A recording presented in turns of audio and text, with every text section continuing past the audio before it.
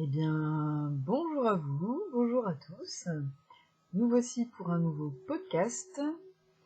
Alors, comme d'habitude, il me dit qu'il n'y a pas de son alors qu'il y a du son. Je ne parle peut-être pas assez fort pour la caméra. Alors, du coup, cette fois-ci, ça va être un petit peu différent. Je vais lire un article que j'ai écrit. Alors, je ne vais pas faire que lire, bien sûr, je vais commenter. Vous me connaissez, de toute façon, je fais pareil pour les tirages de cartes. Il fait 5 pages et demie, donc c'est pas non plus la panacée, hein. Je trouvais ça hyper important en fait de pouvoir le mettre en vidéo parce que sur les pages Facebook, on ne peut plus écrire d'articles. Voilà, il faut savoir ça. On a perdu ce bagage culturel avec ce genre de réseaux sociaux. Donc, je vais le poster sur Esprit, Spiritualité et Métaphysique, mais bon, c'est dommage, je trouve, de pas pouvoir écrire comme ça. Bon, on peut publier un truc hyper long, mais ça n'a pas le même visuel, c'est pas la même... je sais pas, je trouve ça beaucoup plus intéressant avant. Surtout que j'ai une très grosse difficulté à retrouver mes articles à moi avant, alors que c'est un travail énorme, de plusieurs heures. Donc maintenant, je me mets aux vidéos pour faire ça, enfin au podcast. Voilà. Donc, sans plus attendre, on va commencer. Alors, il y a une petite musique derrière, j'espère qu'elle va pas trop vous gêner, c'est pour me permettre, moi, de me concentrer.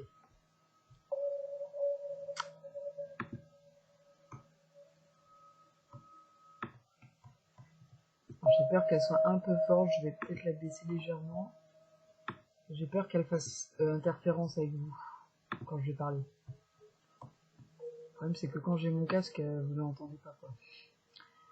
Alors, donc ça s'appelle « Entre croyances et certitudes ». Alors, le début, ça va être vraiment pour mettre dans le contexte pourquoi j'en suis arrivée à me poser ces questions-là, pourquoi j'en suis arrivée à expérimenter ça, hein, faire cette différenciation-là, à me dire, bon là, c'est important que je fasse la part des choses. Et donc il y a le début vraiment beaucoup dans le mental, et ensuite je suis allée un peu creuser sur la foi, parce que ça c'est quelque chose qu'au début j'avais écrit que je n'avais pas du tout pris en compte. Donc je l'ai rajouté récemment. J'ai un petit peu évoqué les synchronicités sans trop creuser parce que je pense que je ferai un article dessus. Voilà. Et puis je voulais que ce soit accessible un petit peu pour tout le monde. Donc voilà.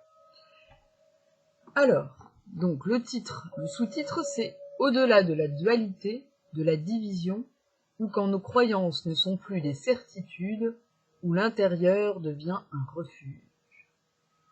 Donc on va bien différencier croyances et certitudes. Et l'idée que aller chercher les ressources à l'intérieur ont un rapport avec cette différence.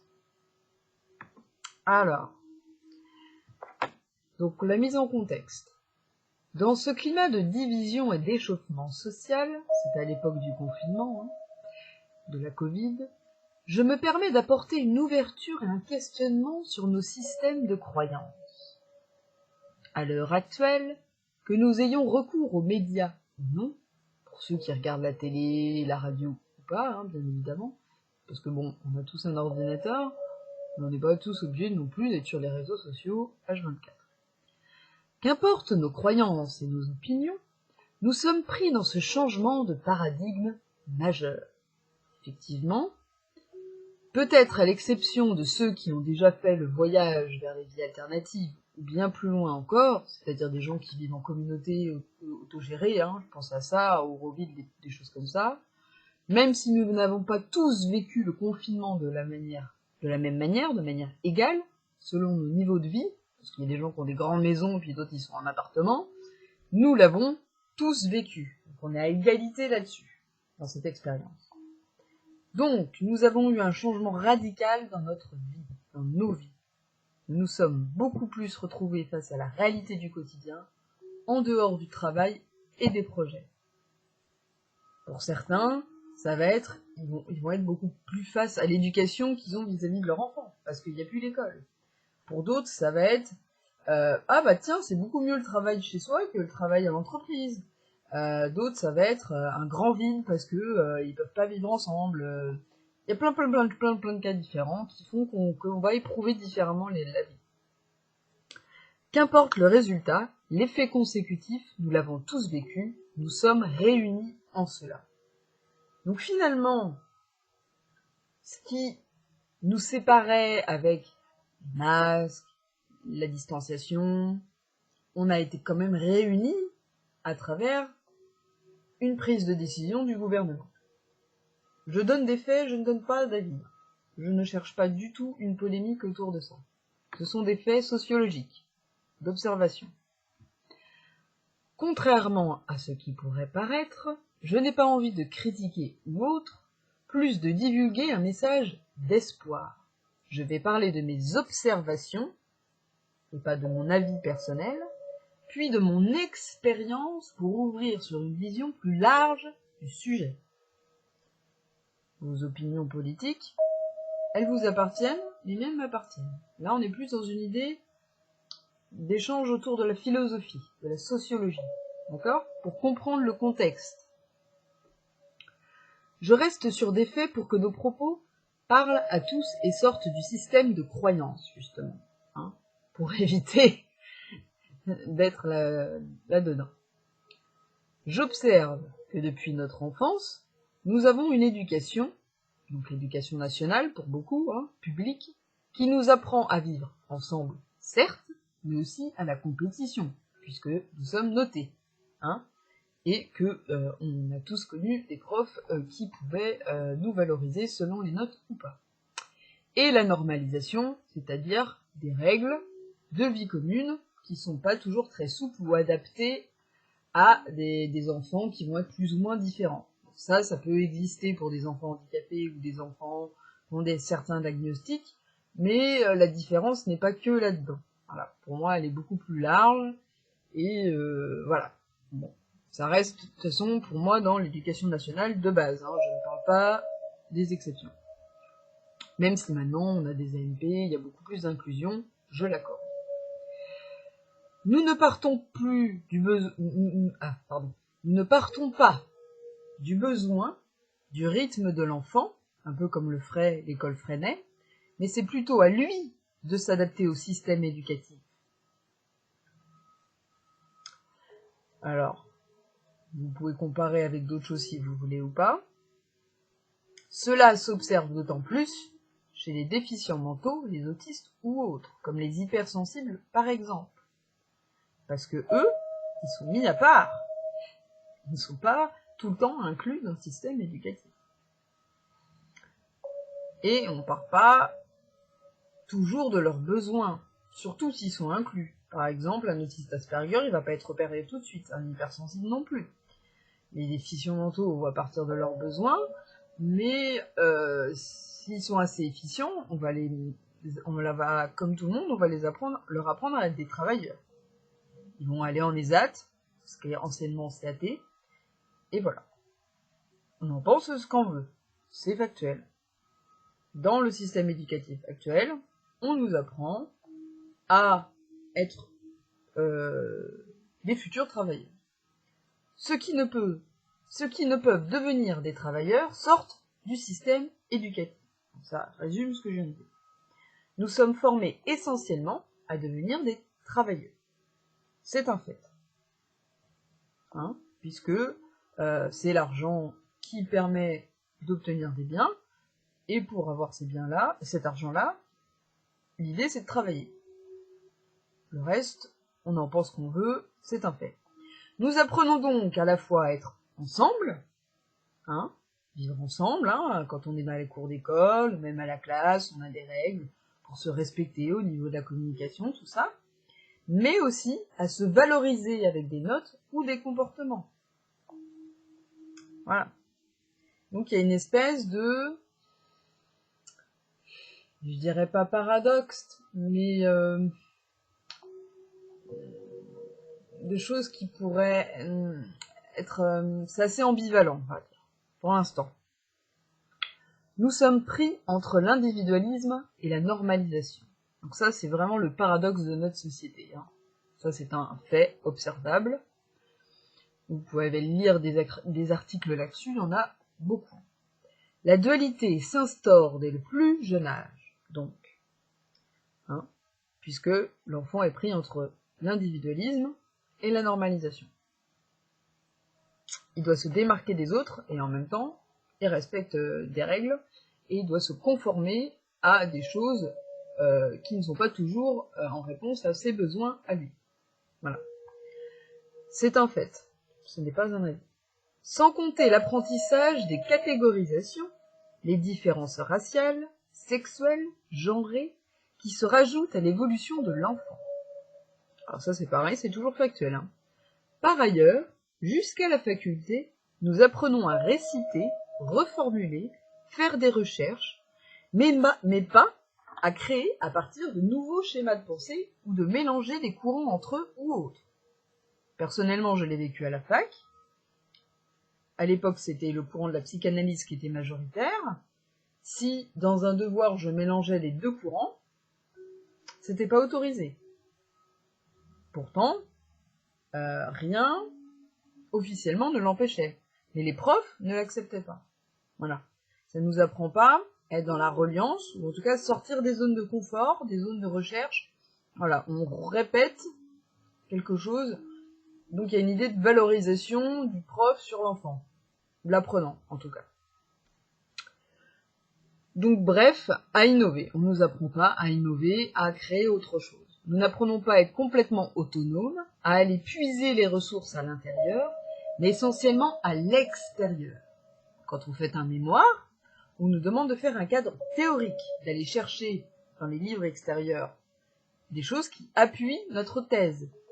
Mais on a très peu de marge de manœuvre pour créer par soi-même quelque chose de nouveau.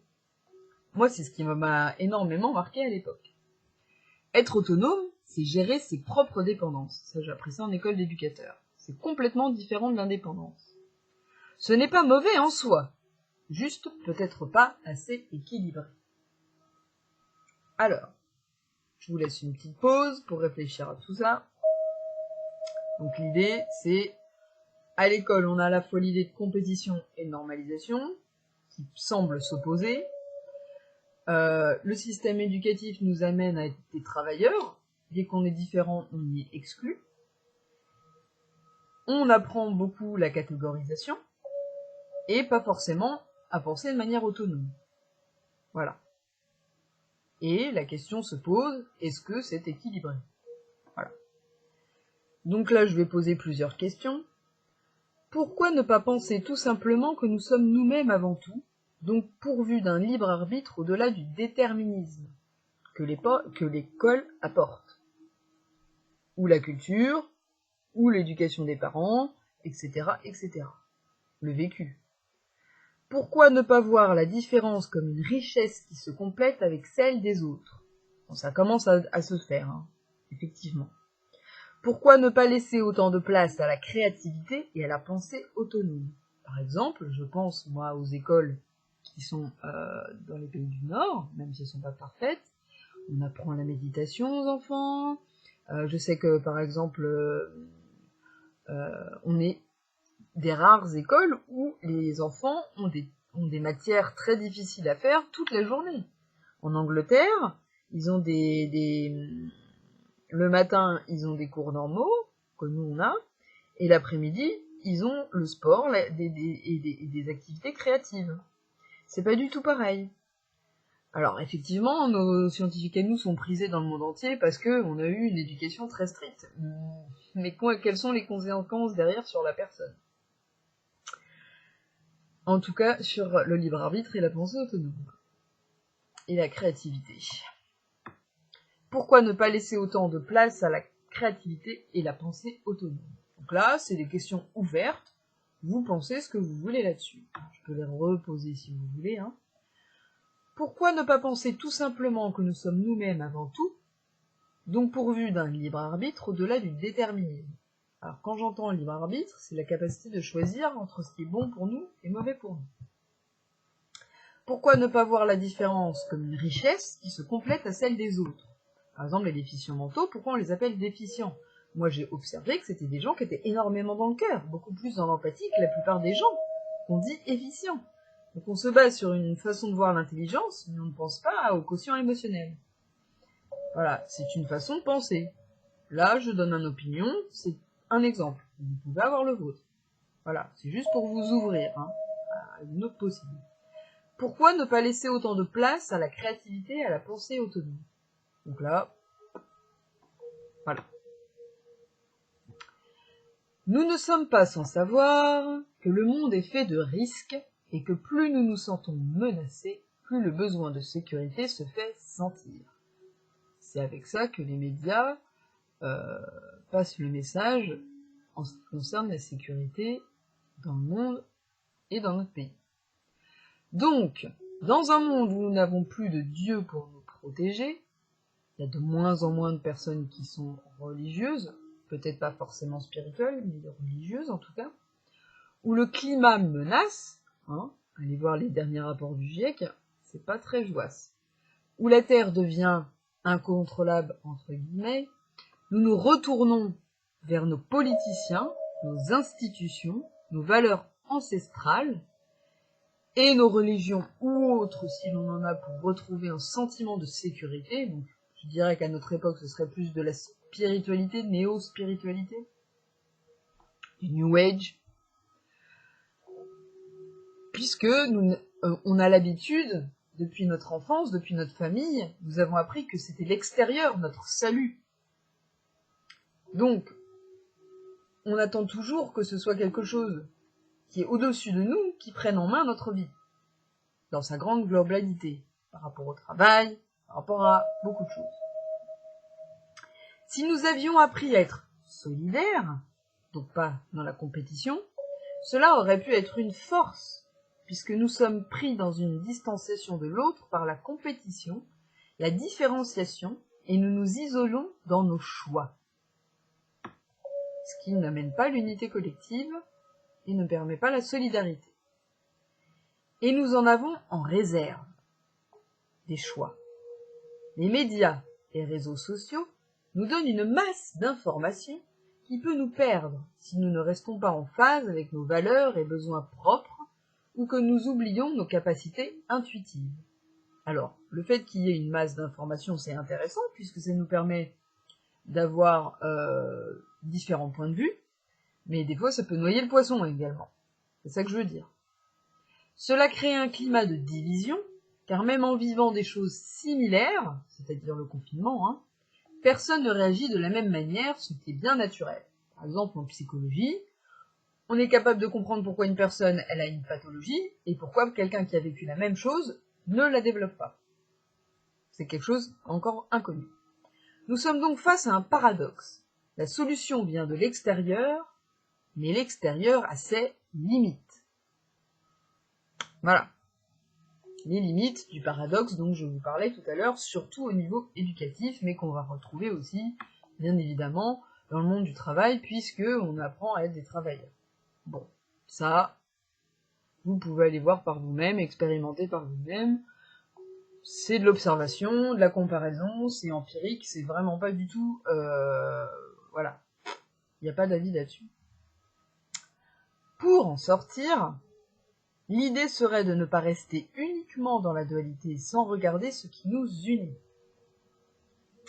Parce que la dualité, ça fait qu'on s'oppose et on ne regarde plus ce qui nous unit. Voilà. Ce qui fait qu'on est liés.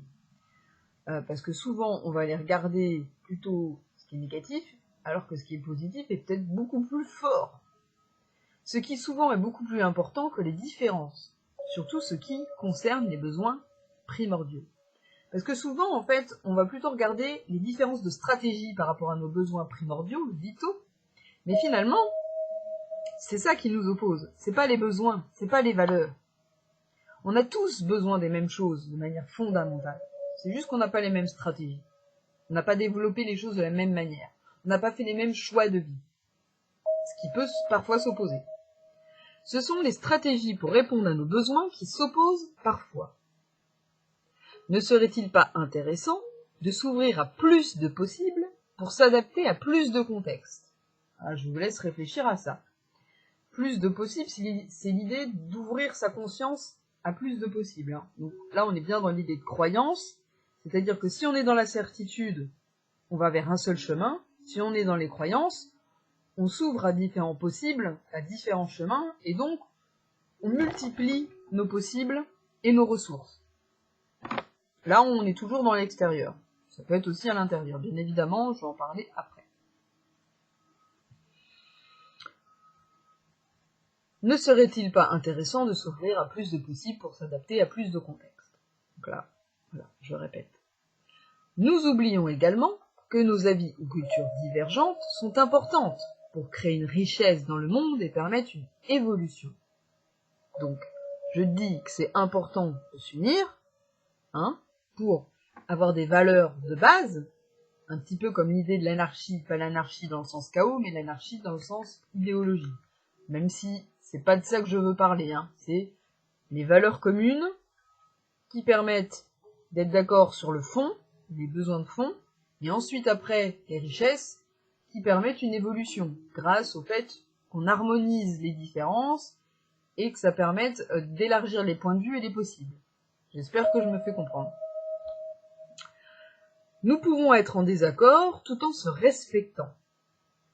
Les points de vue multiples ont plus de chances de donner des solutions à un problème qu'une personne seule. Donc une personne qui va trancher, une hiérarchie. Cela peut paraître utopique, et pourtant certains peuples sont porteurs de ce savoir, de cette capacité à accepter la divergence d'opinion et en faire une force. Je pense aux Amérindiens du nord de l'Amérique, avec leur cercle de parole. Je sais qu'il n'y a pas que. Beaucoup dans le chamanisme, l'animisme ou autre, je suis pas calé en archéologie et en histoire, mais je sais qu'il y a beaucoup de peuples qui utilisent ça. Et pas forcément... par exemple, pour aller dans un contexte plus récent pour nous, ce serait, au lieu d'une démocratie où on élit des gens, ce serait la démocratie participative, si vous voulez. Voilà. Des choses qu'on pourrait faire plus facilement de manière locale que nationale, bien évidemment. D'ailleurs, si ça vous intéresse, je sais qu'en Inde, il y a un maire qui pratique ça. La démocratie participative, toutes ces décisions, il les fait prendre par les gens du village. Voilà. Ce qui permet de passer de la dualité à la complémentarité, donc c'est-à-dire qu'il y a les deux pôles, au lieu de s'opposer, ils se complètent, et d'utiliser l'extérieur non comme un sauveur ou un adversaire, mais comme un allié. Donc, l'extérieur, ok, il peut être une ressource, mais il n'est pas l'unique ressource. Et il n'est pas aussi que notre adversaire, il peut aussi être une ressource. Parce que beaucoup, on est dans le jugement, dès que ça va pas dans notre sens, ça fait ci, tatata. Non. Le monde est ambivalent. La dualité montre que le monde est ambivalent. Tout peut être à la fois bon ou mauvais, ça va dépendre du regard qu'on pose sur les choses et de la temporalité. Quelque chose qui va être mauvais pour nous à un certain âge pourra devenir bon à un autre âge. Voilà. Je pense que j'ai pas besoin de donner d'exemple là-dessus, ça doit parler à tout le monde. Je continuerai sur l'importance de la solidarité et la différenciation entre le comportement humain dans un environnement qui conditionne et un environnement qui ouvre. Mais avant cela, on va rentrer dans le cœur du sujet, je pense qu'il est important que j'avance sur un point central, la croyance et la certitude, quelle est sa frontière. Donc là, je vous ai mis en contexte, pour que vous compreniez un tout petit peu, voilà, dans quel contexte nous on est dans notre monde européen, par rapport aux opinions, aux jugements, aux valorisations, par rapport à la communication, aux prises de parole, la différence entre dualité et complémentarité, qui sont les mêmes choses, sauf qu'elles sont vues de manière différente. Deux opposés, est-ce qu'ils s'opposent ou ils se complètent? Et j'invite à l'idée d'unité collective, de solidarité, grâce aux différences et aux valeurs de base. Voilà. Donc maintenant, on va différencier un petit peu la croyance et la certitude. Alors, je vais expliquer pourquoi j'en suis arrivé là, bien évidemment. Là, je montrais qu'avec des connaissances et des faits, on peut sortir de la certitude et de la croyance. L'empirisme est la base de la science, mais cela ne fait pas tout. Donc je différencie bien science du scientisme, qui s'enferme dans un dogme. La morale, les valeurs appartiennent à des expériences, mais aussi des croyances collectives. Voilà, parce qu'il y a beaucoup de scientifiques qui peuvent utiliser l'intuition pour arriver, qui partent de l'intuition pour faire des expériences, et ensuite qui utilisent l'expérience pour donner des preuves. Le scientisme, c'est des gens qui s'enferment dans des dogmes et qui sont persuadés que la science a la réponse à tout. Là, ça c'est des faits, hein. Voilà. Moi, je dis juste que je parle de science. Donc, je redis la phrase. L'empirisme est à la base de la science, mais cela ne fait pas tout. L'empirisme, c'est le fait d'observer les choses et d'utiliser comme une expérience. La morale, les valeurs appartiennent à des expériences, mais aussi des croyances collectives. Alors, hop, on va continuer. Pour éclaircir mon propos et vous faire comprendre ce qui m'a amené à me questionner à ce sujet, je vais vous parler d'une expérience personnelle qui m'a fait changer de perspective sur nos valeurs et systèmes de croyances, voire certitudes. Malgré un contexte familial plutôt propice à l'ouverture d'esprit, et dans des parents enseignants, la créativité, l'autonomie, parce que dans ma famille, pareil, il y avait des artistes, et un anticonformisme naturel, je me suis retrouvée face à mes limites, comme tout le monde, bien évidemment. Pour reconnaître cela, il faut connaître ses peurs les plus profondes et y faire face. Donc il faut accepter ses propres vulnérabilités, ses propres limites, ce qui n'est pas toujours évident dans notre système, société. Ça, c'est mon expérience, vous en pensez ce que vous voulez. Cela demande un travail sur soi des plus honnêtes. Depuis que je suis enfant, comme beaucoup de personnes de la génération Y, c'est-à-dire les personnes qui ont 30 à 40 ans, et bien même d'autres intégrés ou non dans la société, nous avons imprimé en nous des croyances liées à nos expériences. Tout ce que l'on a vécu dans le passé deviennent des expériences, et dans le moment présent, ça va intervenir lorsqu'on arrive à une situation nouvelle. Voilà. Les miennes étaient: je ne mérite pas l'amour, je n'ai pas la place dans la société. Donc ça, c'est des choses qui sont amenées, des croyances qui nous sont amenées à force de nos expériences du passé.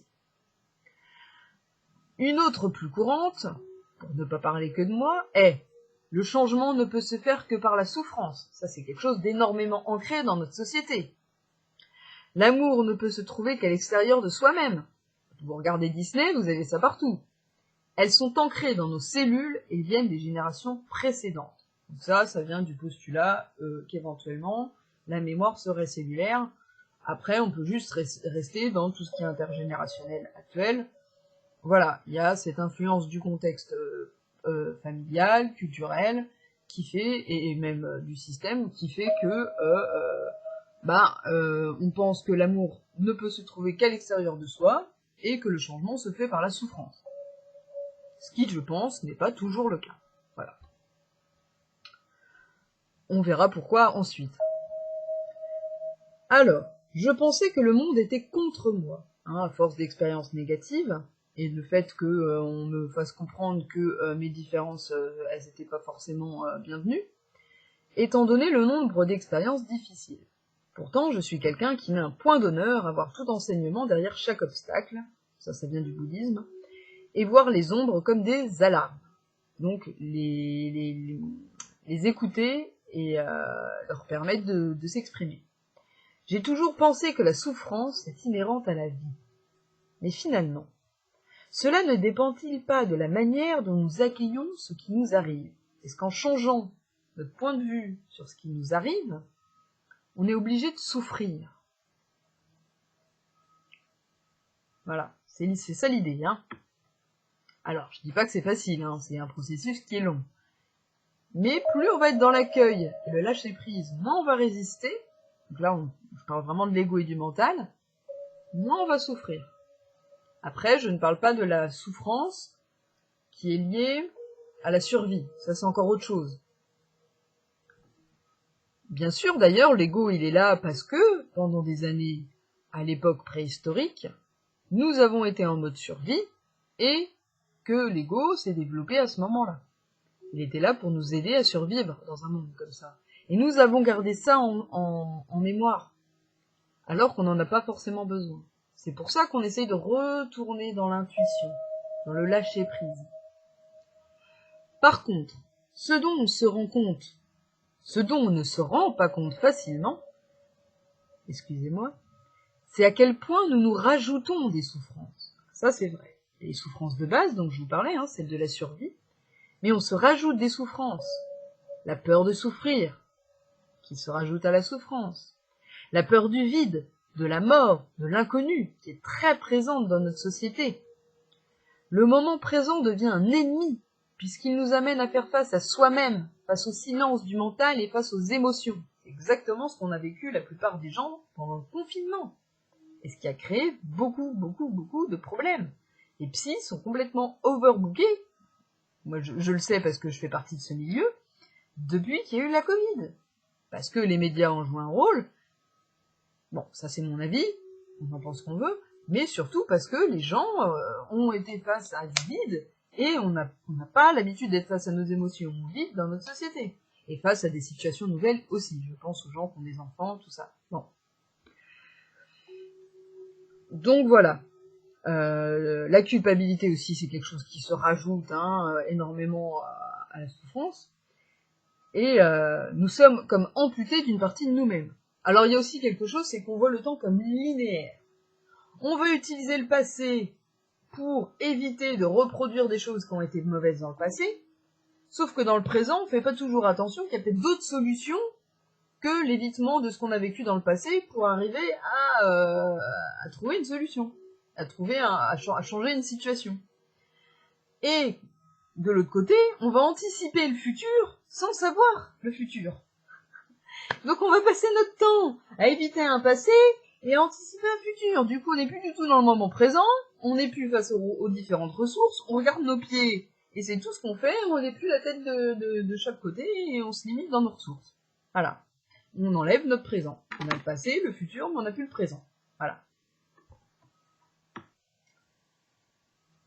Pourquoi ? Parce que peu de choses sont faites pour que nous l'expérimentions. Dorénavant, même pendant l'enfance, les écrans prennent peu à peu la place à la créativité.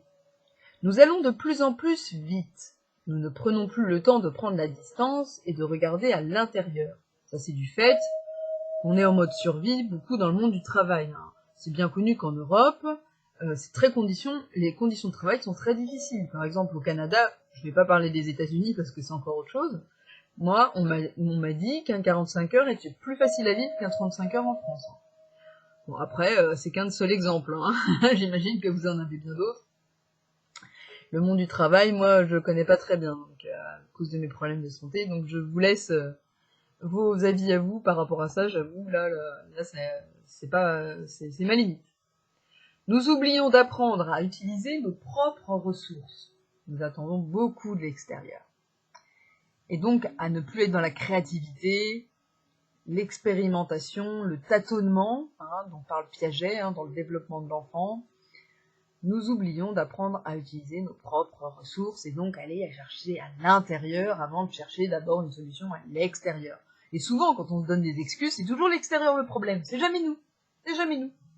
C'est jamais nous le problème. Ça va être toujours les autres qui sont les méchants. Nous, on est mignons. Regardez ce qu'on fait quand on conduit. Ça,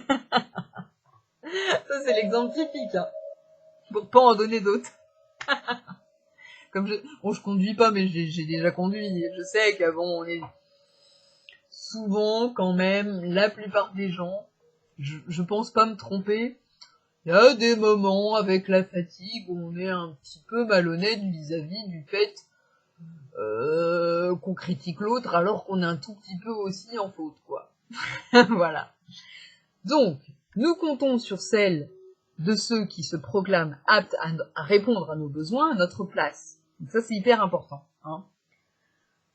Au lieu d'éviter nos propres ressources, on va compter, puisqu'on a l'habitude, avec l'école, puisque c'était le maître qui avait l'ascendant sur nous, d'aller chercher les ressources envers ceux qui sont aptes à répondre, qui se disent et proclament aptes à répondre à nos besoins. Donc il y a les médecins, il y a les politiciens, tous les gens qui peuvent être des soutiens. Alors, je dis pas qu'ils sont mauvais, je dis juste qu'on oublie d'abord que ce qui serait intéressant, c'est de nous voir d'abord nous comme une ressource. Ce que Internet nous permet d'ailleurs, grâce à une connaissance beaucoup plus répandue et beaucoup plus partagée. Cela se fait à l'échelle de la famille, parce que souvent dans la famille, il y a encore une espèce de hiérarchie, et puis l'enfant, il est dépendant de sa famille, de ses parents, puis de l'école, puisque l'enfant, il est dépendant du maître, puis du travail, il est dépendant de son patron, puis du gouvernement, et à diverses échelles. Voilà. Bon. Ce sont des faits, hein. On vote, et après, c'est plus nous qui prenons en main les choses. Voilà. C'est de ça que je parle, hein. Le reste, on pense ce qu'on veut. Mais, actuellement, nous sommes dans un moment instable où nos ressources sont le capitalisme et la science, et nous nous rendons compte qu'ils ne suffisent pas toujours à nous rassurer sur nos insécurités. Donc on revient sur l'idée d'insécurité. Alors on n'est toujours pas dans certitude et croyance, hein, mais je mets en contexte mon expérience pour vous faire comprendre pourquoi j'en suis arrivée. Car comme toute chose, elles ont leurs limites. Je ne dis pas qu'elles sont mauvaises, hein, elles ont juste des limites. On parlait de vulnérabilité tout à l'heure.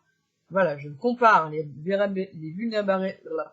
vulnérabilités que l'on peut ressentir nous en tant que personne et celles du système. Parallèlement, j'ai trouvé les miennes également. J'ai dû accepter de recevoir des autres et de faire des choix, prioriser, mais aussi accepter mon rythme, mes besoins, qui ne sont pas les mêmes que la plupart des gens, et pourtant qui ne sont pas opposés mais complémentaires. C'est les stratégies qui sont opposées.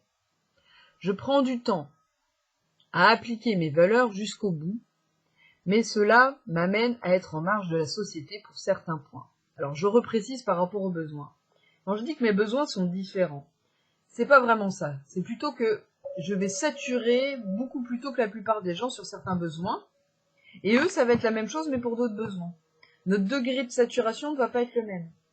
Donc il y a des besoins, on va avoir besoin ça va être important qu'on les résorbe plus vite que d'autres, selon les gens, selon leur sensibilité, selon leur intelligence, selon leur expérience, etc., etc. Voilà, je précise, parce que c'était pas très clair, je pense. Donc, j'ai dû accepter de recevoir des autres, de faire des choix, prioriser, accepter mon rythme, mes besoins, même s'ils sont différents de la plupart des gens, surtout au niveau du degré de saturation et de surstimulation pour les gens hypersensibles. Après, pour les autres, vous pouvez aller creuser par rapport aux diagnostics que vous avez ou autodiagnostics. Pourtant, ils ne sont pas opposés mais complémentaires. Je prends du temps à appliquer mes valeurs jusqu'au bout. Pour moi, c'est très important de respecter ses propres valeurs pour les faire respecter par les autres et se respecter soi-même, même si cela amène à être en marge de la société sur certains points. Ce qui ne veut pas dire dans l'illégalité, juste en marge. Être dans les minorités, quoi. Je me respecte, moi. Ça peut paraître égoïste, mais attention.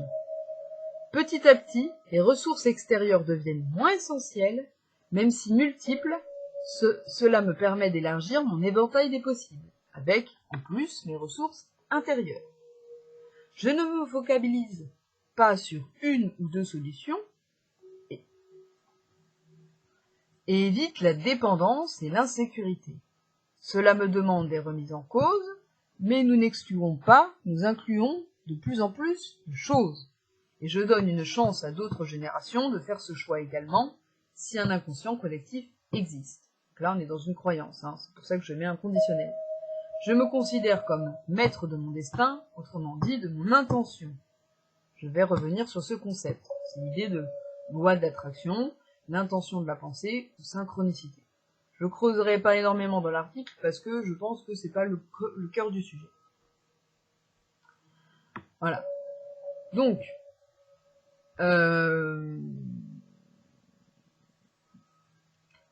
on élargit, donc moi j'ai compris qu'en élargissant l'éventail des possibles, ça permettait d'utiliser à la fois nos ressources intérieures et extérieures, et aussi, ce qui est important, c'est de trier ce qui est toxique ou pas pour nous. D'où l'importance d'apprendre à se connaître et à connaître nos limites. Ça vous permettra d'avoir de l'espace. Parce que ça peut paraître égoïste, hein, comme ça. Mais en fait, non. Plus on va se créer de l'espace pour soi, plus ça nous permettra de passer du temps de répondre à l'espace des autres, finalement. Hein, comment dire ça autrement ? si je réponds à mes besoins, je vais plus être dans des recherches de solutions, dans des espèces de stratégies et tout. Et donc du coup, je vais plus m'éparpiller. Et donc je vais créer de nouveaux espaces pour l'autre. Voilà. Hein? Si vous avez d'autres manières de l'exprimer, je vous invite à répondre à cet article. Et je crois que j'en parle plus loin, d'ailleurs. Alors, cela demande des remises en cause, mais nous n'excluons pas, nous incluons pas, mais nous n'excluons pas, nous incluons de plus en plus de choses. Donc je donne une chance à d'autres générations de faire ce choix, tatati tatata, je l'ai déjà dit. Bon. Alors j'ai la lumière du soleil qui arrive là. Par ailleurs, durant le confinement, j'ai brisé mes certitudes. Donc là, on rentre dans le cœur du sujet. Ce qui permet plus de place aux doutes et d'élargir les croyances. Donc plus de place aussi aux autres. Un peu comme pendant que j'ai eu la Covid, être face au vide plus souvent, avec des outils d'occupation limités, eh bien, cela oblige à regarder en face et soulever le voile des illusions. Vous comprenez maintenant pourquoi j'ai parlé de la Covid et du confinement. Cet état de conscience modifié, par un autre rythme, nous fait à la fois prendre du recul et voir les choses différemment. Je me suis notamment rendu compte que croire, entre guillemets, est bien différent de la manière dont nous le définissons dans le langage courant. En ce qui concerne les croyances, mon mental avait envie d'être ouvert à tous les possibles. Car pour moi, c'est là où réside la liberté. Ne pas être coincé dans un dogme, mais s'adapter selon l'expérience qui se présente à nous, et pas que celle du passé. L'expérience du passé et du présent. Alors, croire, c'est là que c'est important, et qu'il est entre guillemets, c'est que c'est pas, comme nous on dit souvent, croire, je crois en ça et pas autre chose, ce qui est une certitude, mais croire, c'est, je crois, mais je laisse une marge de doute. Pour moi, c'est plus probable, mais si quelqu'un me montre que c'est possible autrement, je dirais pas non. Voilà, c'est ça l'idée. Ou en tout cas, je l'inclurais en plus dans ma mémoire. Voilà, parce que croire, c'est pas aussi forcément se dire « Oh bah ça, c'est complètement vrai ». Moi, je vois plus comme chaque chose est une vérité, et la vérité absolue serait la reliance de toutes ces croyances. Si vous voyez un petit peu mon point de vue là-dessus. Bon, ça, c'est un point de vue. Hein. On sort des faits. Donc, en ce qui concerne les croyances, mon mental avait envie d'être ouvert à tous les possibles, car pour moi, c'est là où réside la liberté. Donc le libre arbitre. Ne pas être coincé dans un dogme, mais de s'adapter selon l'expérience qui se présente à nous. Que ce soit passé ou présent. L'expérience du passé, mais aussi l'ouverture à ce qui se passe dans le présent et des nouveaux possibles. Que ce soit des ressources extérieures ou intérieures.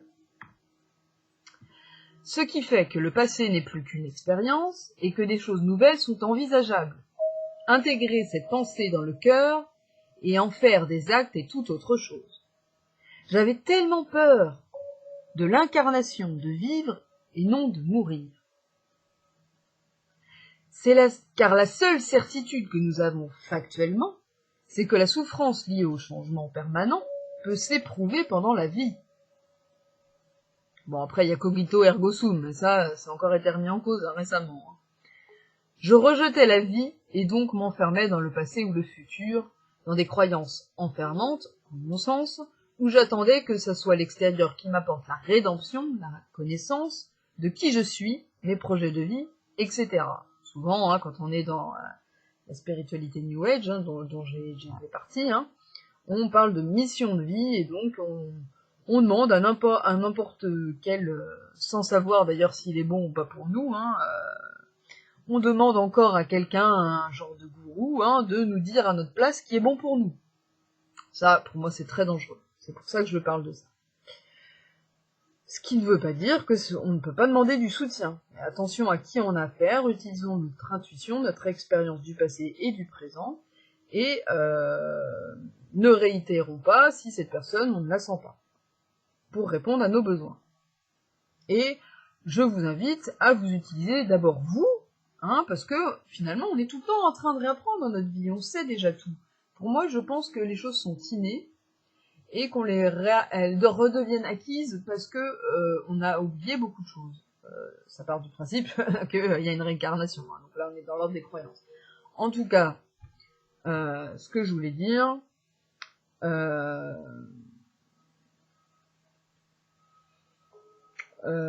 sais plus, je suis perdue, c'est pas grave. Bon. Je rejetais la vie et donc m'enfermais dans le passé ou le futur, dans les croyances enfermantes, où j'attendais que ce soit l'extérieur qui m'apporte la rédemption, la connaissance de ce que je suis, mes projets de vie, etc. Donc l'important, oui voilà, c'était ça que je voulais dire, c'est d'abord, c'est expérimenter par soi-même. Moi le chamanisme, j'ai commencé à faire des voyages chamaniques toute seule. Et qu'importe ce qu'on vous dit sur la dangerosité ou pas, ou l'hypnose, ou c'est pareil. Si vous le sentez comme ça, faites-le. C'est vos ressentis qui sont les plus importants, et pas quelqu'un qui vous dit « Ah, faut faire exactement comme ci, comme ça, sinon ça va pas marcher. » Non, ça c'est des barrières mentales, ça. Ça, c'est pas du tout de l'ordre du cœur et de l'intuition. Voilà, c'est des faits, des observations que j'ai vues, surtout dans le monde de la spiritualité New Age. Mais c'est aussi dans d'autres mondes, j'imagine. Alors, je cherchais des certitudes, je m'identifiais à ce qui m'arrangeait, me sécurisait, et non ce qui était, donc les biais de confirmation. Je faisais des demandes inconscientes, mais peu avec le cœur, donc c'était le mental qui régissait mes demandes. Cela créait beaucoup de colère et de frustration en moi, car la vie ne nous amène que ce qui correspond à nos certitudes, dont nos peurs, autrement dit ce qui reflète notre pensée. Donc là, on est dans l'idée des émotions et de l'intention qui apportent des choses dans le présent. Si nous nous attendons à autre chose, elle a de grandes chances d'arriver. Non, pardon, excusez-moi. Si nous ne nous... Alors, on va y arriver. Si nous ne nous attendons qu'à une chose, elle a de grandes chances d'arriver. Moins on va mettre d'attente dans une intention, et plus on va être dans le cœur, et plus dans l'unité collective. Je le dis parce qu'en ce moment, je travaille sur un jeu sur la synchronicité, et ça s'avère, plus les choses ont des chances d'arriver. Et souvent, ce processus est inconscient, ce qui donne l'impression que nous avons rarement les choses comme nous le voulons, parce que nous oublions les demandes que nous faisons consciemment ou inconsciemment vis-à-vis de ce qui nous arrive dans le présent. Lorsqu'une demande est consciente, et pour l'intérêt collectif, donc le nôtre, bien sûr, puisqu'on est dans le collectif, elle nous amène ce qui vient essentiellement de notre âme et du cœur. J'évoque ici la loi de l'attraction, le pouvoir de l'intention ou encore les synchronicités. Vous pouvez vous intéresser à la rétrocognition, la rétrocausalité. Il y a un livre très intéressant qui s'appelle « Se souvenir du futur » de Ronald Le Terrier et de Jocelyn Morrison, je crois, voilà, qui ont écrit ce livre et qui est très intéressant. Et il y a un jeu qui est sorti, Synchronicity, vous avez des défis à faire par rapport aux synchronicités. Et je vous invite, même pour ceux qui n'y croient pas, qui doutent dessus, plus probablement que moi, à tester, et vous verrez, c'est très intéressant. C'est des petits défis. J'évoque ici la loi de l'attraction, là où nous avons une intention, mais pas d'attente sur le résultat en termes de manifestation et de temporalité. Souvent, les solutions nous sont propres et ne sont pas forcément uniques, parce qu'on s'attend toujours à quelque chose de précis, alors que finalement, les résultats ne vont pas du tout l'être. Par exemple, dans mon jeu de la synchronicité, à un moment donné, je suis tombée sur un mélange de dragon et de grenouille bleue. J'avais les deux. Le dragon, c'était le symbole, et la grenouille bleue, c'était l'animal. Je me suis dit, mais comment ce symbole-là va arriver dans ma vie? J'imaginais pas du tout le truc. Le lendemain, mon copain qui me dit, tiens, si on regardait le dernier Disney, j'aimerais bien regarder un petit truc un peu léger. Un dernier Disney, enfin moi j'y connais pas grand-chose, mais un des derniers, quoi. Et c'est Luca. Et donc c'est un petit enfant qui est amphibien, donc de couleur bleue, donc il y a la grenouille bleue, et aussi le côté dragon, parce qu'il est vu comme un animal marin dangereux. Et je me suis dit, en plus c'est des dragons marins. Je me suis dit, bon voilà, la synchronicité, elle est arrivée, et j'avais mis aucune intention. J'avais lâché sur mon intention, je vous dirai pas mon intention, parce qu'elle est personnelle, mais j'avais lâché sur l'attente. Et ça s'est manifesté un jour après, pour confirmer. C'est très intéressant. Souvent, les solutions nous sont propres et ne sont pas forcément uniques. Voilà, c'est pour étayer ce que je disais. Appuyer. Pardon. Plus nous avons d'attentes, plus nous créons des nœuds. Ce qu'on appelle souvent le karma. Si nous laissons de l'espace, alors les choses arrivent à nous sous la forme qui sera la plus juste pour nous, qu'importe que nous l'ayons appréhendée ou non. Donc, appréhender le futur ou pas, ça sert à rien. Enfin, c'est mon point de vue, hein, et c'est ce que j'ai expérimenté. C'est plutôt, grâce au pouvoir de l'intention, amener la ligne temporelle qui nous correspond le mieux. Par contre, il faut trouver un équilibre entre l'intention qu'on pose et le lâcher-prise sur l'attente et la manière dont on veut recevoir la chose. Je vous invite à lire l'ouvrage « Se souvenir du futur » de Romuald Le Terrier qui vous permettra d'étayer les propos. Donc là, je l'ai déjà dit. Bon, il vous reste 2 pages et demie. Bon courage. Pour résumer, heureusement je fais des résumés, là, même dans l'article. Ce qui vient des peurs ou de la certitude est souvent rigide et arrive comme un obstacle pour nous permettre un enseignement, alors que ce qui vient du cœur arrive de la manière la plus fluide et la plus juste pour nous. Voilà. Donc, les certitudes sont rigides, les croyances beaucoup moins parce qu'on met une part de doute, et ce qui vient du cœur est encore plus fluide. On va étayer un tout petit peu ça plus tard. Bien évidemment, cela inclut une bonne connaissance de soi à travers l'écoute des émotions, des besoins et la reconnaissance de nos limites. Donc ça, je me répète encore un peu, mais c'est un résumé. Je vous invite à aller vers la communication non violente pour cela, c'est un très bon outil, mais il y en a plein d'autres. Bien évidemment, c'est juste un exemple. Parce que ça parle d'émotions, de faits, de besoins et de demandes. Voilà. C'est ce qui nous amène à la gestion de nos émotions, nos pensées, et donc de notre monde intérieur.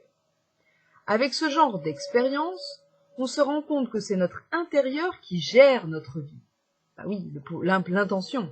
Si on part du postulat que c'est la conscience qui influence la matière et non l'inverse, du coup c'est l'intérieur et nos ressources intérieures qui deviennent importantes. Alors que si on reste dans le postulat où c'est la matière qui influence sur la conscience, forcément, on va rester enfermé dans l'idée que l'on ne peut pas agir sur ce genre de choses. Donc là, c'est une histoire de croyance, à vous de faire votre choix. Beaucoup de travaux en physique quantique vont dans ce sens. Je vous invite à y jeter un coup d'œil si cela vous dit. Nous devenons alors maîtres de nous-mêmes, nous comprenons que l'intérieur et l'extérieur sont comme des vases communicants, et surtout que le mouvement premier vient de l'intérieur. Alors, il y a beaucoup d'expériences, dont une sur le cœur, qui montre que lorsqu'on le reçoit des images, par exemple, on va faire une expérience, et puis on va nous montrer des images les unes après les autres. Et bien, ils ont prouvé que le cerveau était capable d'anticiper à l'avance si l'image allait être négative ou pas. Et ça passe par le cœur. L'information ne vient pas d'abord du cerveau, elle vient du cœur. D'où l'idée que l'intuition, c'est pour ça qu'elle est plus rapide, c'est parce qu'elle est capable de voir les choses sans qu'on les voie de manière factuelle, sans la perception des 5 sens. C'est ça qui est très intéressant et qu'on retrouve dans beaucoup d'expériences. Je vous invite à aller voir ce genre d'expérience très intéressante. Il y a aussi l'expérience du Nantais, là, sur les petits poussins, qui était capable d'influencer un robot, qui est censé normalement se mouvoir de manière aléatoire, et comme il n'avait pas été élevé par une maman poule, il voyait le robot comme une maman poule. Et donc, l'appel de ces petits poussins envers ce robot influençait la trajectoire du robot. Donc ça tendait à prouver que la conscience influait sur la matière. Bon ça, voilà, à vous d'aller voir, aller creuser là-dessus, voilà. Donc souvent nos certitudes cachent nos peurs pour nous permettre une certaine sécurité intérieure et pallier à ce phénomène, les biais de confirmation. Le problème, c'est qu'elles nous enferment dans un système de pensée qui ne s'adapte pas au changement et ne s'ouvre pas à plusieurs possibles qui pourraient nous enrichir davantage et nous permettre peut-être même des solutions beaucoup plus avantageuses que celles que l'on a si on s'enferme dans un système de pensée. Elle est exclusive. Mais si la sécurité... Alors, après la question c'est, mais la sécurité, qu'est-ce que c'est? Mais si la sécurité était plutôt de dépasser les peurs, en minimisant les attentes, en prenant en compte que le changement est constant et que la vie est remplie de risques et d'imprévus, certes, mais que l'ouverture permet d'avoir d'autant plus de solutions. Voilà. Donc, je répète. Qu'est-ce que la sécurité? Est-elle pas plutôt dans dépasser les peurs, minimiser les attentes, prendre en compte les changements, qui est constant, le changement c'est la seule constante qu'il y a dans le monde, et que la vie est remplie de risques, d'imprévus, et que l'ouverture nous permet d'avoir plus de solutions. Voilà, donc je vous laisse réfléchir à ça. C'est là que je vais différencier la croyance de la certitude, on y arrive enfin. La croyance n'est pas permanente, elle permet la compréhension d'une expérience selon les données du moment, mais elle reste inclusive. Elle admet qu'elle n'est pas une réponse exhaustive et s'ouvre à de nouveaux possibles. La croyance admet une part de doute, une part de nous reconnaît qu'elle ne sait pas tout. On accepte ses limites et de s'offrir à une belle liberté, mais aussi un gage de sécurité. Cela nous rend plus souples plus souples face à la vie et le chaos que nous vivons de plus en plus. Alors, je suis désolée, j'ai le soleil qui se ramène. Voilà. Donc je redis la phrase. La croyance admet une part de doute, une part de nous reconnaît qu'elle ne sait pas tout. Accepter ses limites et s'ouvrir à une belle liberté est aussi un gage de sécurité. Parce que la certitude, souvent, c'est ça, c'est s'enfermer dans un système de croyance pour se permettre une certaine sécurité, finalement. Parce que le reste nous fait peur. Cela nous rend plus souples face à la vie et le chaos que nous vivons de plus en plus. Bien évidemment, je vous apprends rien, on a les problèmes avec le climat, on a des guerres qui se déclarent, des virus qui se mettent en place, enfin bref, on est dans le chaos. Pour surfer sur le chaos, il faut apprendre à être dans la souplesse. Et donc élargir notre éventail de possibles et être capable de voir les choses de manière différente. Voilà. Et de voir le temps de manière différente aussi. C'est pour ça que je parlais des synchronicités. Alors, avant de continuer vers la conclusion, je voudrais que l'on s'arrête pour discuter d'un point crucial. C'est là qu'on va parler de la foi. On va sortir du mental pour aller vers le cœur. On va développer et étayer un petit peu plus l'idée du cœur. Nous développons l'idée de l'importance de multiplier les possibles et d'apprendre à aller chercher les réponses à l'intérieur, car notre force est l'union avec nos émotions, finalement nos peurs, qui ont des choses à exprimer. Alors, d'ailleurs, ça étaye aussi l'idée que plus on va répondre à nos besoins, plus on va être en union avec soi-même et nos émotions, et donc, on va apprendre à être en union avec celles des autres. C'est là qu'on va créer un espace avec les émotions des autres, et on va être dans l'empathie vis-à-vis des autres. Plus on s'ouvre à différents possibles pour soi-même, plus ça va le faire chez les autres, puisqu'il y a cette histoire de vase communicant. Chez l'être humain, parce qu'on est tous interdépendants envers les uns et les autres. Nous avons donc différencié croyances et certitudes pour laisser de l'espace à cette écoute et à l'ouverture. Donc pour ceux qui ont compris que j'avais pas forcément étayé sur la certitude c'est vraiment quelque chose où on croit absolument que quelque chose est comme ça et pas autrement, et du coup ça, minimise le champ des possibles. Voilà. Et on est quand même dans l'observation empiriste, scientifique, le changement, on a quand même à 99% d'observation fait constat qu'il est permanent. Donc, être enfermé dans quelque chose qui ne bouge pas, à un moment donné, ça crée une disharmonie et un problème. Voilà. Voilà pourquoi la certitude, c'est important qu'elle ait une part de doute. Parce que si on ne remet pas en cause les choses, on ne s'adapte pas au changement, et donc ça crée un gros problème dans la vie. On est dans la résistance, et donc on va se retrouver face à des situations qui vont se répéter, tant qu'on n'aura pas acquéri plus de souplesse, ou de lâcher prise, ou ce que vous voulez. Donc nous devons différencier croyances et certitudes pour laisser de l'espace à cette écoute et ouverture. Mais ceci est uniquement issu du mental, de penser que nous choisissons ou pas de nourrir. Il existe une autre forme de croyance ou expérience qui se dévoile lorsque nous donnons place au cœur comme guide. L'intuition, autrement dit, la foi. On ne peut pas voir la foi forcément de manière religieuse.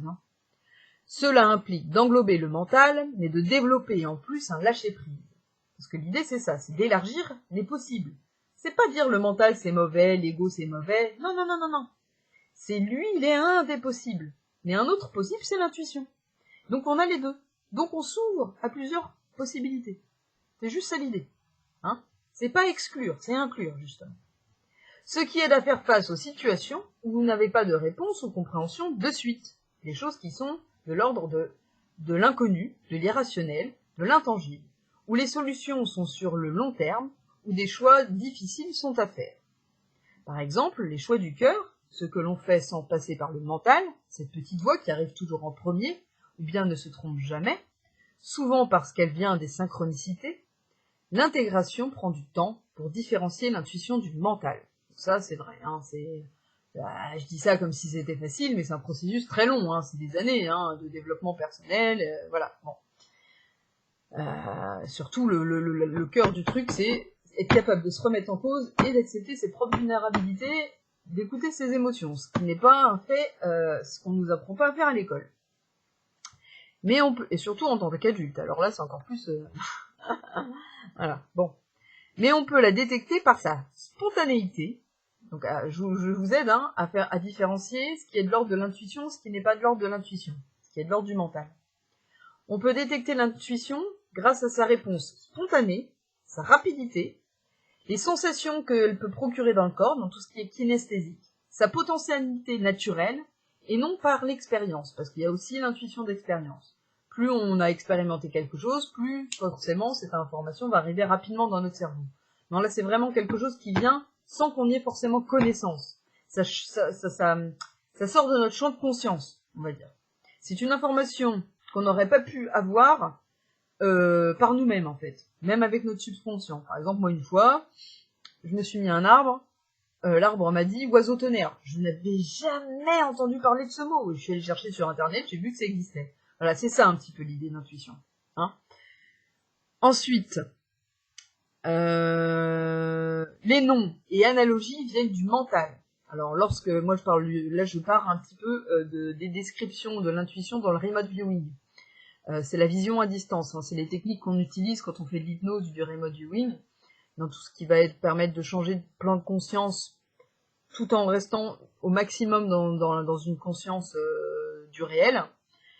Ce qui nous permet de différencier le mental, c'est que le mental va donner des noms et des analogies, des comparaisons, et va analyser, alors que ce qui est de l'ordre de l'intuition va plutôt être descriptif, imagé et fragmenté, en mouvement.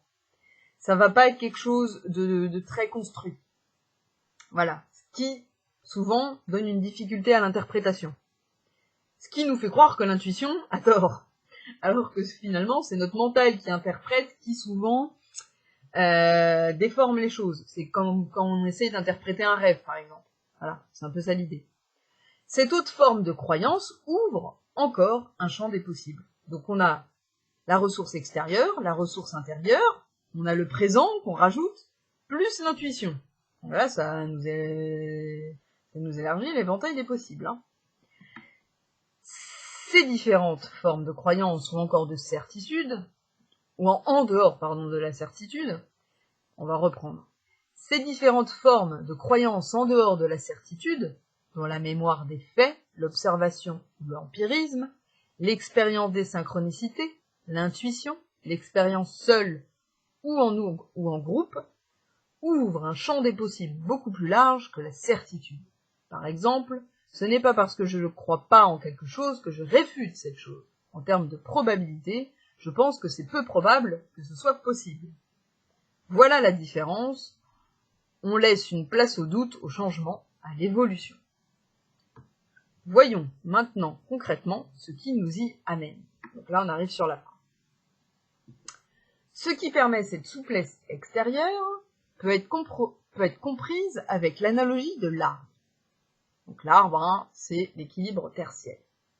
Les racines sont profondes et solides, donc il y a la sécurité. Nous écoutons notre rythme, nos besoins, nos valeurs, ce qui nous donne l'espace pour nous ouvrir et nous adapter aux aléas. Plus nous cultivons notre force intérieure, que nous admettons notre responsabilité, à faire face à ce qui nous arrive, plus nous prenons la distance et réagissons non dans l'affect ou le mental, mais avec le cœur face à toute situation. Prendre de la distance, c'est la girafe dans la communication non violente, c'est ce qui nous permet de ne pas être dans la réaction, mais dans l'action. Ce qui ne veut pas dire qu'on n'utilise pas le mental. Mais on va utiliser l'émotion comme quelque chose, comme une alarme, quelque chose de positif, et non comme quelque chose d'agressif. Voilà, pour dire ça autrement.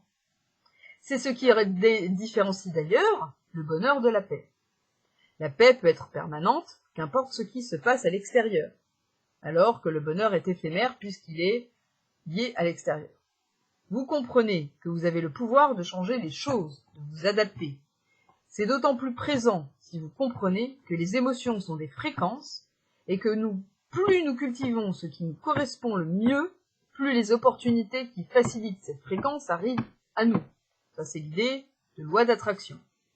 D'où l'importance de bien se connaître, de s'adapter, de s'accepter, qu'importe les points de vue extérieurs. Vraiment travailler sur c'est mon point de vue à moi, la reconnaissance que j'ai de moi-même, la légitimité que je me donne, qui est importante.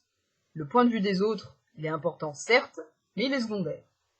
Ce qui n'exclut pas le respect, au contraire, plus on se respecte et plus on crée de l'espace pour respecter l'autre. Et c'est rassurant, imaginons que nous sommes dans une période de peur. Vous savez que c'est une fréquence ou humeur, et qu'elle vous empêche de voir les choses avec du recul et de trouver les solutions plus rapidement. Vous allez regarder vos pieds plutôt de regarder les choses avec la tête en haut. C'est un peu l'idée qu'on donne souvent quand on est en dépression. Alors, vous faites de la méditation, utilisez un outil qui vous permet de changer de fréquence et d'accéder à un état de conscience modifié, à un mental, plus paisible, qui sera plus apte à prendre les bonnes décisions. Si vous n'êtes pas capable de le faire au moment présent, vous vous énervez, vous utilisez des émotions à mauvais escient, c'est pas grave.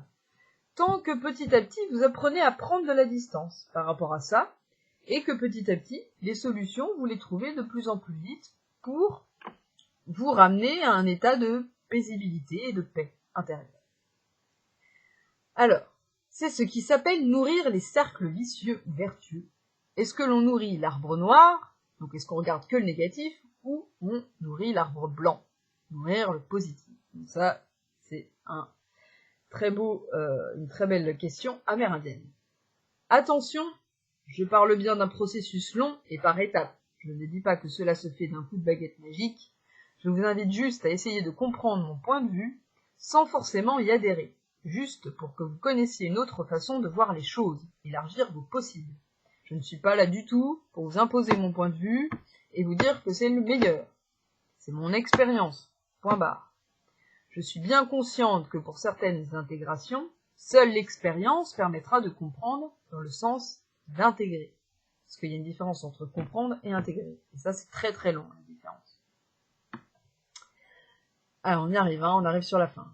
Encore une page. Ce travail d'intériorisation n'est pas uniquement voué à votre bien-être. L'espace que nous nous accordons permet d'en créer un plus sain pour les autres. Ça, je le redis, pour éviter que l'on pense que c'est être égoïste de faire ça. Je ne pense pas du tout ça. Moi, je pense que le mot égoïste, il est peut-être égocentrique, ce serait un peu plus adapté, et encore. Rappelez-vous les vases communicants. Si notre rapport à nous-mêmes est sain, alors celui avec les autres le devient également.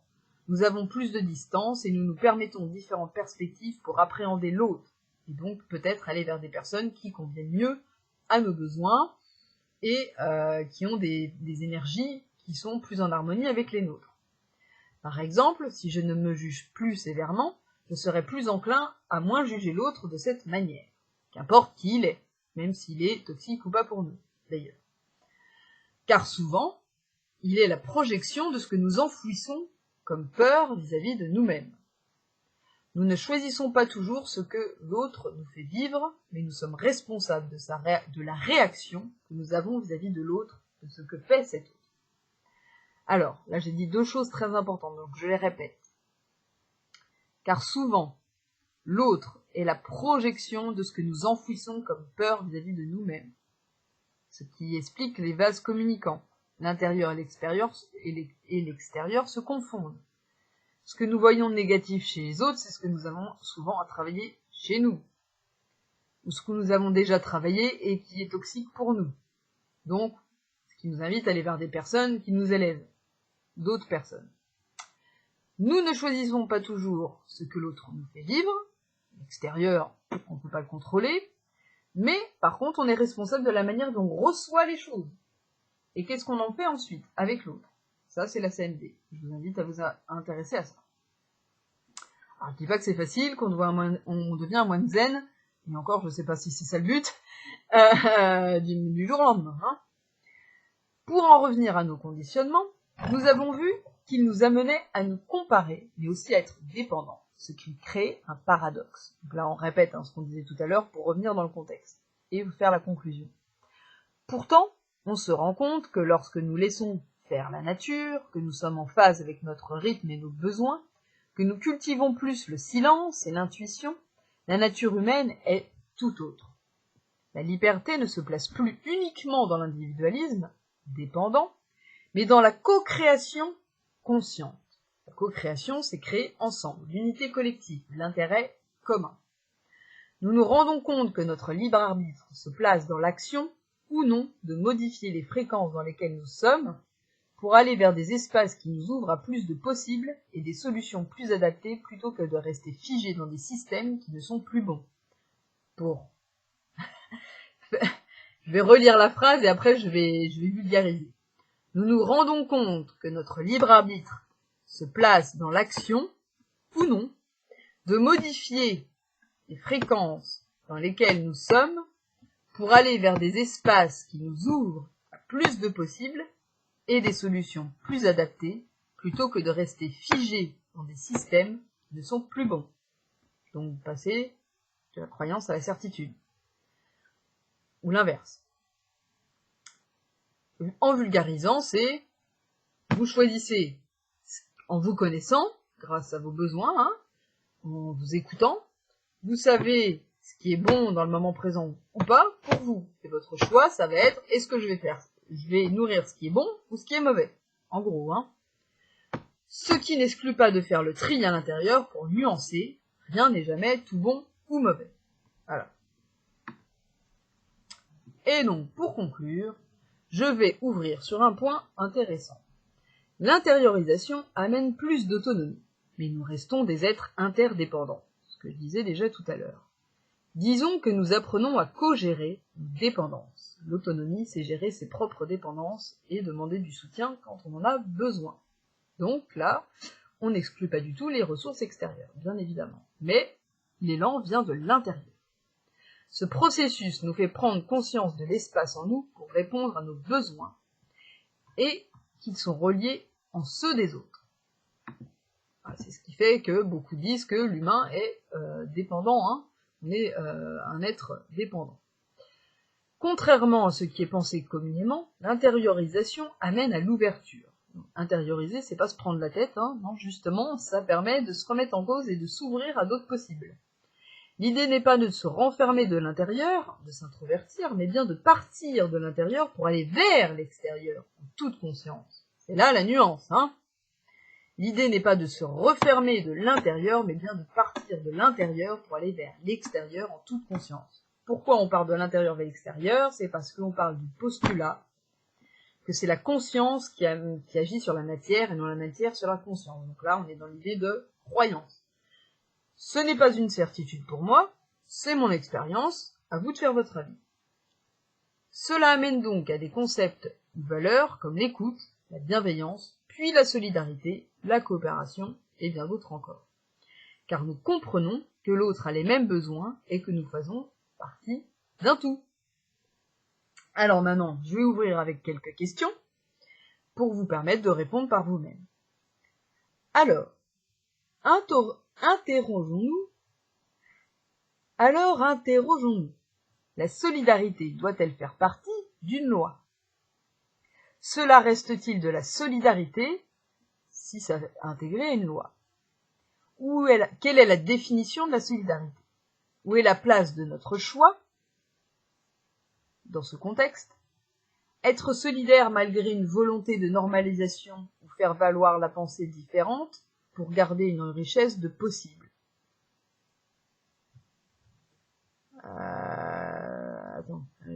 J'essaye de me comprendre là. Être solidaire malgré une volonté de normalisation, point d'interrogation, ou Faire valoir la pensée différente pour garder une richesse de possible. Point d'interrogation. C'est bien, au moins ça me permet de comprendre que c'est pas logique quand je parle. Comme quoi, hein, l'écrit et l'oral, il y a quand même des points communs finalement. Doit-on choisir entre la liberté et la solidarité? Peut-on sortir des contextes de guerre pour être solidaire entre nous? Parce que souvent on nous dit qu'on est solidaire plus facilement dans les contextes de guerre. Hein. C'est juste pour ça que je dis ça. De dualité ou de choses comme ça. Peut-on trouver d'autres intérêts communs? Pouvons-nous aller au-delà de cette dualité? La sécurité, disons le contrôle, doit-il prendre la place sur notre liberté? Ne peut-on pas imaginer que l'humain sans conditionnement et nourri peut être autonome et responsable, c'est-à-dire avec une autre éducation, bien évidemment. Où peut se placer véritablement la solidarité et la liberté? Peut-on admettre que les deux parties ont leur place et peuvent être bonnes pour le monde? Alors, je redis les questions parce que j'avoue, il y en a beaucoup. Alors, interrogeons-nous. La solidarité doit-elle faire partie d'une loi? Cela reste-t-il de la solidarité, si elle fait partie d'une loi? Où est la place de notre choix dans ce cas? Donc de la liberté. Être solidaire malgré une volonté de normalisation, est-ce possible? Faire valoir la pensée différente pour garder une richesse de possible, est-ce mieux? Doit-on choisir entre la liberté et la solidarité? Peut-on sortir des contextes de guerre pour être solidaire entre nous? Peut-on trouver d'autres intérêts communs? Pouvons-nous aller au-delà de cette dualité? La sécurité, disons le contrôle, doit-il prendre la place sur notre liberté? Ne peut-on pas imaginer que l'humain sans conditionnement et nourri peut être autonome et responsable? Où peut se placer véritablement la solidarité et la liberté? Peut-on admettre que les deux parties ont leur place et peuvent être bonnes pour le monde? Alors, ce qui inclut le changement de perception de la sécurité. Ne plus voir la sécurité comme extérieure, mais intérieure, et que nous sommes responsables de comment on reçoit les choses insécures de l'extérieur. Là, après, la place de l'insécurité dans notre monde, c'est un autre sujet. Mais c'est vrai qu'elle rentre en compte quand même, elle rentre en compte dans ces questionnements. C'est ce qui fait la différence entre la gauche et la droite et les différences d'opinion, ce qui est très intéressant d'ailleurs, hein, parce que je pense que tout le monde a une part de vrai là-dedans. Je finirai sur ce magnifique film qui s'appelle Mr. Nobody et qui émet l'hypothèse que n'importe quel choix que l'on fait, il est juste. Merci de votre écoute, j'espère que ce voyage a été agréable et digérable. À bientôt et au plaisir. Bon, ça c'est ce que j'avais écrit sur l'article. Voilà. Donc je vous remercie de m'avoir écouté. Je vous fais de gros bisous. C'est assez long, hein, donc j'espère que vous avez préparé vos petits cafés chauds et que vous êtes le soir tranquille pépère chez vous. Je vais vous inviter à faire ça dans le titre, je pense. Et je vous fais de gros bisous et merci de me suivre. Et puis, je vous ferai des podcasts plus courts la prochaine fois. Là, c'était vraiment ce que j'avais envie de partager, ça. C'est très important, je pense, actuellement, de s'intéresser à ce genre de choses. Alors, bien évidemment, au début, j'étais dans le factuel et après, je suis allée dans mon expérience, donc dans une forme de croyance. Voilà. Vous faites votre propre avis, vous êtes libre. Ciao, bisous!